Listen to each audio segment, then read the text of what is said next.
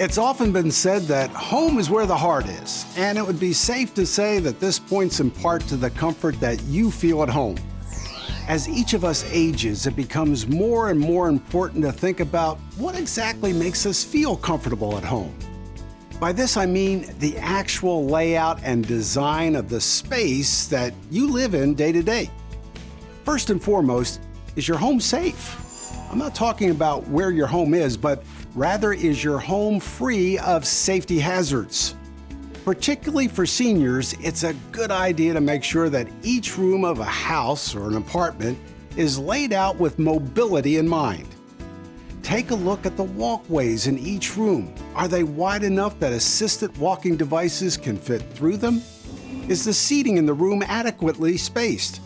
Or is it cluttered and hard to move around? Another often overlooked aspect of a home can be the rugs. Rugs that are placed on a slick, hard surface can slide and lead to serious injury. Double-sided carpet tape or foam netting can greatly lower the likelihood of a rug slipping. Speaking of rugs or carpets, be sure to have one at the entry of the home to reduce the chance of slippage on a slick surface if you're coming in from the rain or snow. It's also a good idea to consider the light sources available in a home.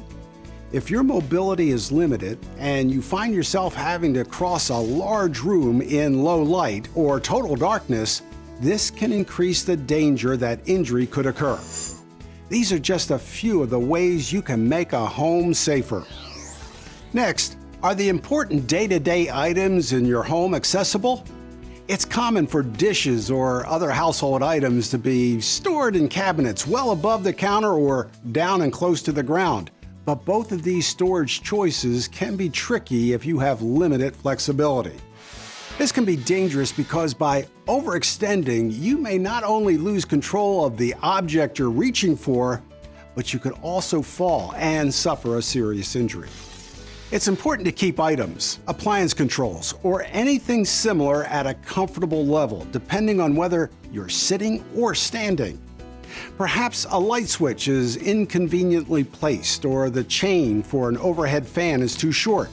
These seemingly harmless features of a home can lead to great discomfort for the person facing physical challenges.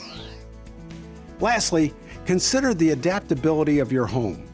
If you're entering this new stage of life, invite a friend or a family member to help you make your home feel more comfortable. Remember, two heads are better than one. A great resource for you would be to talk to someone who recently had to go through this in their own home. Take a good look at the home and make notes about what can be altered to make your home safer or more accessible. Some issues may be more pressing and need to be taken care of quickly.